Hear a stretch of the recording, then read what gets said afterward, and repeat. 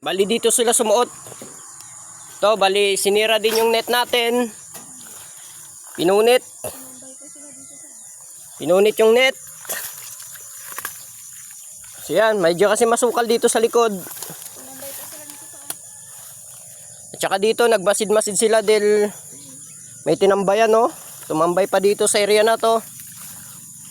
Yan, bali ganyan kasi yung area ko dito sa likod, mga kanukmayan. Yan. Medyo masukal. At saka ang lakas ng ulan kagabi. Lakas ng ulan. Siguro yan kasi yung time na pagkakataon talaga nila. Hindi ko talaga in-expect na ganun yung mangyayari.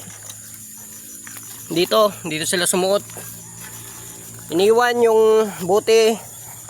Yung gustong ipabreeding ng ating tropa, iniwan nila. Siyempre hindi sa atin. Iniingat-ingatan natin kasi ito hindi sa atin, no. Nakayapak lang sila. Yun, ito na lang naiwan sa atin. Dalawang stag. Tapos yung mga inahin. Ito na lang naiwan.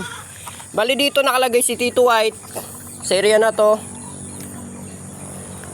Tsaka dito rin yung kapatid niya, yung sampula. Yung binuhay ko na bihag. Yung nanalo na isa ko, dito ko rin inano. Yan, puro tali na lang naiwan. Ang ganda ng umaga.